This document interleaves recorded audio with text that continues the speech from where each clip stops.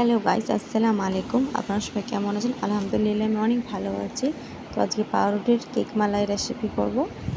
এখানে পাউরুটি নিয়েছি আমি 3 পিস, সাইডগুলো ভালোভাবে কেটে নিয়েছি। এবার এটাকে ভালোভাবে একটা ফ্রাই প্যানে, কোনো ঘি কোনো তেল কিছু লাগবে না, এভাবেই সেঁকে নিব ভালোভাবে। দু সাইডেই ভালোভাবে সেঁকে নিতে হবে। একটু উল্টে উল্টে ভেজে নিতে হবে। ভালো মতো সেঁকা হয়ে গেছে। এবার একটা বাটির মধ্যে 3 পিসই ভালোভাবে দিয়ে দেব। এভাবে এবার ওই ফ্রায়ার প্যানের মধ্যেই আমি 2 চামচ চিনি ব্যবহার করছি। এবার এটাকে ক্যারামেল তৈরি করে নিব। এখানে ক্যারামেল আমি তৈরি করে নিয়েছি।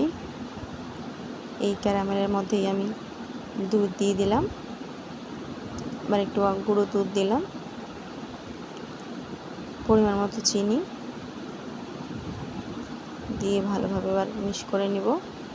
এখানে 1 চামচের মতো আমি কর্নফ্লাওয়ার ব্যবহার করছি, যেন দুধটা ঘন হয়ে যায়, সেই জন্য ভালোভাবে মিক্স করে নিব। একটু সময় ধরে এটাকে হালকা আঁচে করতে হবে, তাহলে দুধটা হালকা ঘন হয়ে যাবে। দুধটা আমার ঘন হয়ে গেছে। যে বাটির মধ্যে আমি পাউরুটি রেখেছিলাম, এই পাউরুটির উপরে এবার এটা ঢেলে দেব। ঢেলে দিয়েছি।